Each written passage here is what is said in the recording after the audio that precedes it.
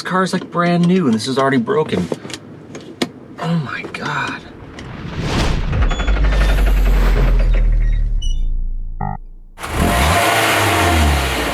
Ooh, yeah. Listen to that baby purr.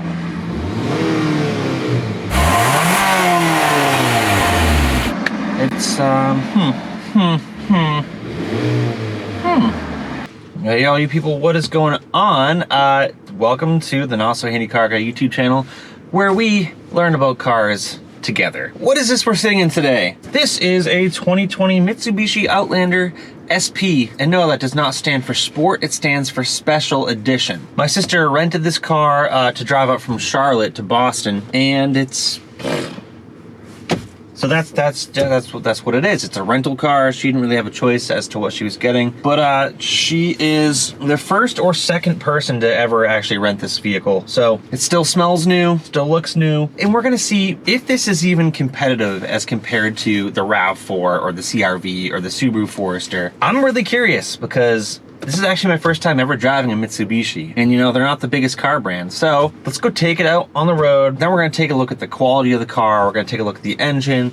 We're gonna take a look at the seating configuration / cargo capacity. And then I guess you can decide whether or not this is a competitive vehicle in the marketplace.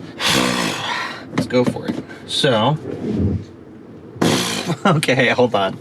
What do we got going on here, first of all? This has to be one of the lowest resolution rear view cameras I've ever seen. I'm not looking for 4K quality, but I can't even tell if there's like a rock on the ground or anything here. At least it has one, because looking backwards is like looking through a long train tunnel. What would those be? D-pillars back there are so thick. Frontwards visibility is great. Okay, initial impressions, let's see. So before hopping in here, I was reading some other reviews online. I like to compare and contrast my opinions with others online. See, people said that they didn't like the seats because they weren't supportive. Maybe it's just because this is the special edition or something, but I actually really like these seats. Fairly adjustable, driving position's really good. They kind of wrap around you, make you feel a little sportier than it is. Oh no. This is a CVT transmission, so CVTs are not... All right. That brings us to the drivetrain. Let's just mention this real quick. This is a 4-cylinder producing 166 horsepower, in my opinion, in a mid-sized SUV, and that's not a very good match. It's not even turbo. Here is the infamous my Vec. Not your Vec, but as you can tell, there's a lot more room in the engine bay here to accommodate a larger engine that comes in the upper trim levels of this vehicle. And it has this CVT transmission that just, they don't feel natural, and they've come pretty far.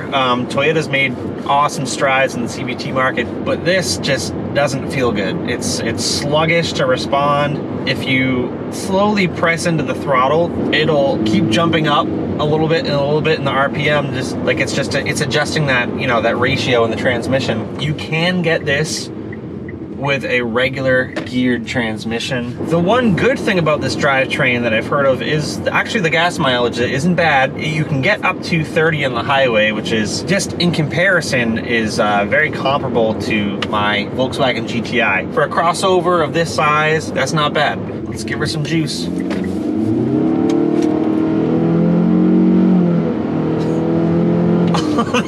That's it. We're going 47. It seems like a torquey enough engine, but dude, this CVT transmission is not doing this car any favors whatsoever. It's not quick by any means, but there's enough power there. But a little more juice would be welcome, I'm not gonna lie. You know, I can imagine this car if it's loaded up with kids, loaded up with cargo, maybe you wanna throw some kayaks in the roof or start towing a little bit. There's no way this thing could keep up. 166 horsepower.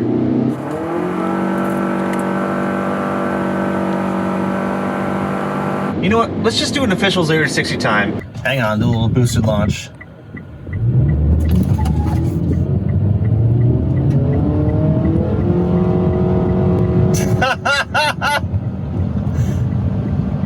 And 60.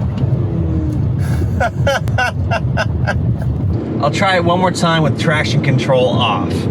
2, 1.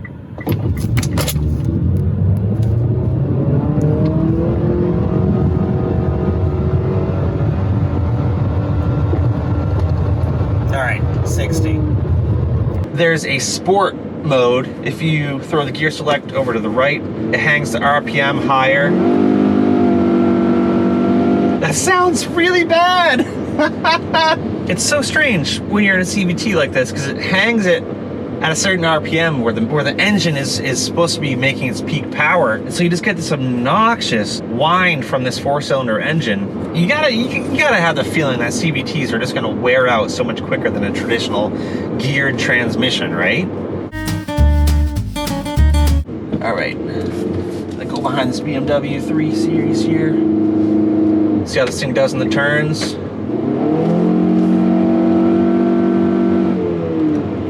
People say they don't like the handling of this car, but I think it's perfectly adequate for what this vehicle is supposed to do. It's front-wheel drive, it's a 4-cylinder with a CVT. It's basically an economy car, but an SUV. So right now we've got some Toyo tires on here that make this car feel pretty good in the turns, I'm not gonna lie. I did notice the steering variable. The steering feel, it gets a lot lighter at low speeds and heavier at high speeds. It's a little too noticeable. A lot of the higher end cars do that, but this is just, rev up your engines! This is just a little too noticeable. You know, I bet some Karen who buys a Mitsubishi Outlander with a 4-cylinder CVT and front wheel drive is gonna throw this thing into sport mode and just friggin' rip around those corners. Oh, wow. Oh, wow. Hold on, this turning radius is great in this car. I think this rides really well. It's on the stiffer side, and I am very, very surprised as to how quiet this ride is. It's actually insane. The only noise you hear is a little bit of wind noise, and obviously the CVT transmission, the engine noise when you're accelerating. If I were to compare the quality of the interior of this car, like the impression that it gives me, I'd say it's right about on the level of Volkswagen. Volkswagen is a budget-friendly kind of brand, and I think the Tiguan's probably one of the closest competitors to this car. Even though this is Japanese-made, Mitsubishi's not necessarily known for their incredible reliability. This car is, this is kind of giving me that first impression. You know, I'll have to do a little more research into the reliability of them, but from what I've read so far, these aren't expected to be of that high quality. Everything feels a little chintzy in here. Like at a glance, this interior looks great. The gloss black, but the seats look awesome. The red stitching's really cool. Got the sunroof, which is actually really tiny, but everything at a glance looks upscale. And then you really start using the interior and you realize, wait a second, this feels like a cereal box. This leather is very, very cheap feeling. Besides the dash, everything else is hard plastics here. So this car has a hair over 5,000 miles on it. There's already a broken climate vent here. There's already a slight clunking coming from the suspension when you go over, like when you come out of the driveway and stuff. That right there isn't giving me the best impression of quality. What about the looks of this car? What do you guys think of the looks here? What about this angle? What about the side profile? From the front, it's the most distinctive part of it, but not really the best. I don't know, I've just never been a fan of Mitsubishi styling whatsoever, so. One thing I just noticed too is that in the hot sun, a lot of the body panels on this car are actually, they've become this malleable plastic, so I can lean up against it and the whole bumper sinks in. I can't help but think they got this whole styling cue right here from Lexus. I think it looks a lot like the new Subaru Forester, especially just the roofline, and it's not particularly handsome on the back, but it's also not sleek. So they just, I don't know, they kind of did this weird, vague middle ground of a design that just lacks standout traits. One more time through Cliche Corner here.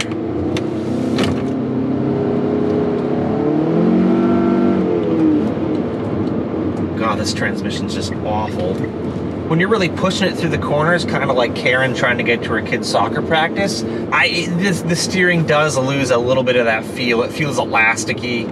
But when you're just daily driving it, I don't know, in my opinion, the perfect amount of feedback, it's relaxed. There's something about this car that just feels cheap to me. It is inexpensive, but cheaply made, you know what I mean? Maybe it's a CVT? Let's find out. Does this have Apple CarPlay? Enable. Connected to Apple CarPlay. All right. What do you want to say? I don't. This has got to be one of the worst touchscreens available in cars right now. It's just not. It is not really that responsive, and the material is awful. Then again, it does cut down on the glare quite a bit. So let me just. What song do you guys want to hear?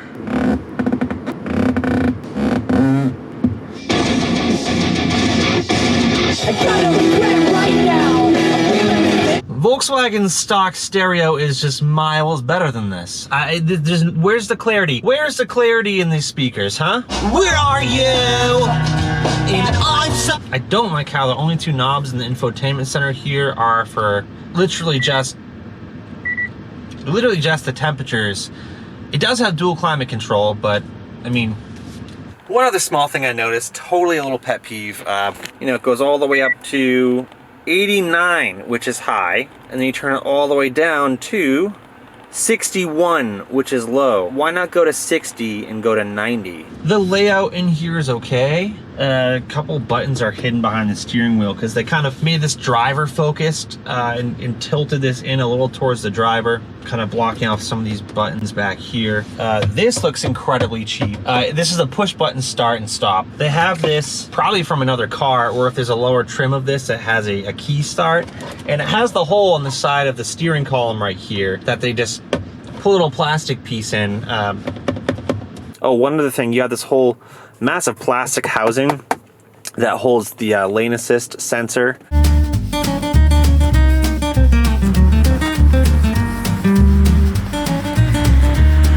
And these are easy enough to reach and put up. Oh, that reclines it.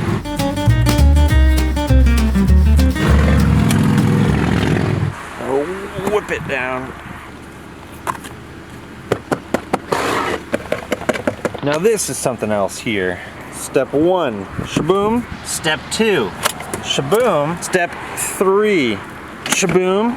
That's to fold it flat. So with these back 2 rows folded flat, I'm sure you'd have some decent cargo room in here. But this is pretty much designed as a kid hauler, so let's see how the back seat is. Pull this end. Oh, I'm 6 feet tall. This is how I'd sit back. Dude, I'm surprised my pants haven't ripped yet, but my knees are out of commission. They can claim that it has 3 rows, so add it to the resume of the Outlander. Sorry, don't mind my finger. I got chassis paint on it, so that's why I'm not like gothic. So back here, we got lavish appointments. You get this little clip to put your, this here is very useful. You can put your tiny cup holders. I don't think there's side curtain airbags in the second row either. 4.5-star crash rating with the 2-wheel drive with this, which is this model, then a 5-star with the 4-wheel drive. I'm stuck. I'm actually stuck. Help me. Oh, there we go. But how are the rear seats once we're back here? If you want to recline it. Woo. Like I said before, like the seats aren't bad in this car. It's probably the best part of this vehicle. New for 2020, they actually added 2 USB ports down here for the kids. Let's see how far the window goes down. Yeah, because that's totally comfortable, huh? The seats are comfortable. I could sit back here for a long ride. One confusing thing, why do they have a pocket here, but not on the driver's seat? Cutting costs. Hey, legroom in the second row though is pretty good. Headroom is awesome. The reason why there's so much legroom in the second row is because they the third row. They were probably like, no one's gonna sit back there. Don't worry about it. Or people just buy this car thinking that there's a third row and that it's actually gonna be usable, which is One perk though of having front wheel drive is that you don't have this massive tunnel right here, so it's a fairly flat floor in the back seat here. And the child lock's on back here. Sorry, I didn't mean to turn this into such a negative review, but the more I learn about this car, the more I'm just not a huge fan of the way it was executed. You boys fit back there pretty well, huh? What are you thinking, Mitsubishi Outlander, huh? I think it's nice.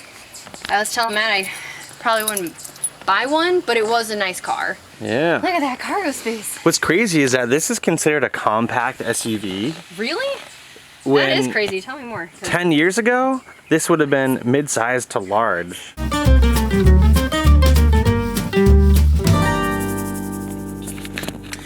But hey, I mean, you know what I always tell people is that most cars you get today are gonna be good enough.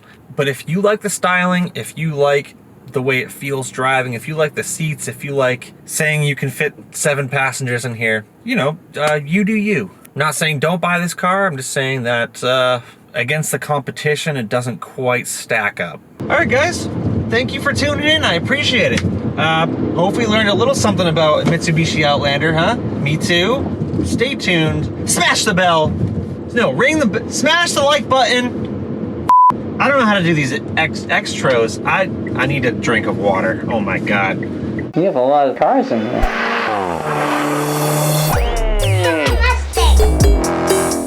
Yeah.